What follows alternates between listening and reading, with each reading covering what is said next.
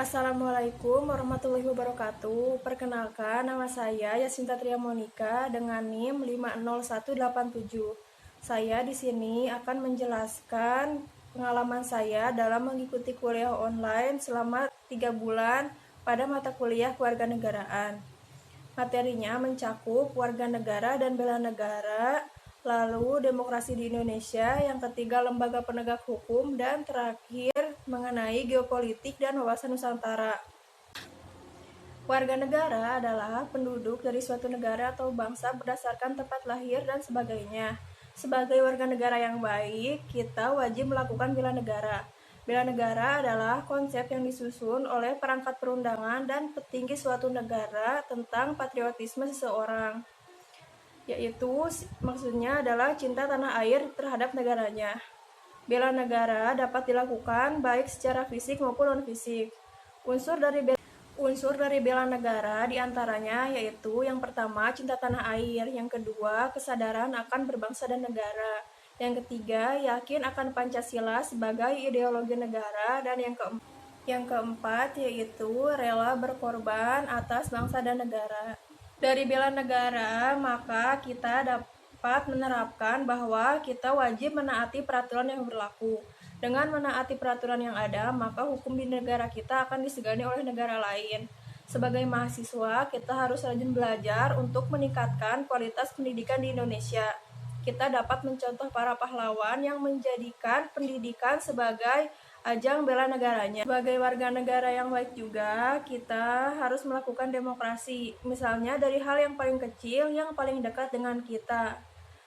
Misalnya di dalam keluarga sendiri, kita harus berlaku adil dan saling menghormati terhadap sesama anggota keluarga. Selanjutnya adalah materi lembaga penegak hukum. Penegak hukum adalah aparatur yang melakukan penegakan hukum itu sendiri. Penegakan hukum adalah proses atau upaya yang dilakukan untuk tegaknya atau berfungsinya norma-norma hukum sebagai pedoman berperilaku.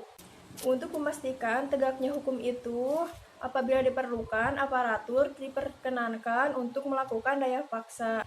Faktor yang mempengaruhi penegakan hukum diantaranya yaitu faktor hukumnya sendiri. Yang kedua, faktor sarana dan fasilitas pendukung yang akan mendukung penegakan hukum berjalan lancar. Yang ketiga, faktor kebudayaan. Yang keempat yaitu faktor penegakan hukum, yaitu pihak yang menerapkan hukum itu sendiri. Yang terakhir, faktor masyarakat.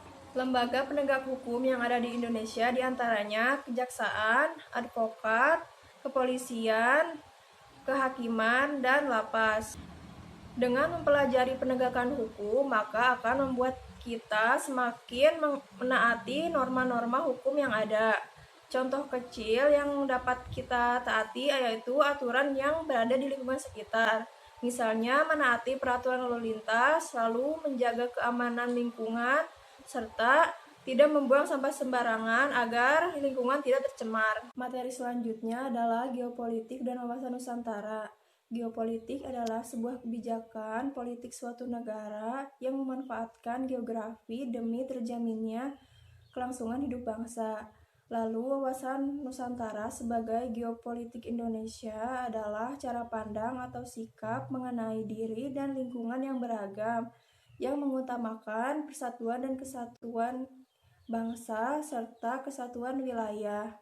Fungsi dari wawasan Nusantara adalah sebagai pedoman dan dorongan untuk menentukan kebijaksanaan atau keputusan serta tindakan dan perbuatan bagi penyelenggara negara. Dengan mempelajari wawasan Nusantara sebagai geopolitik Indonesia akan senantiasa untuk kita mengembangkan budaya yang ada di sekitar kita. Lalu hal yang kecil dapat kita terapkan yaitu dengan mengenakan budaya lokal seperti batik. Lalu kita juga dapat mempelajari berbagai macam bahasa yang ada di Indonesia. Sekian video dari saya. Wassalamualaikum warahmatullahi wabarakatuh.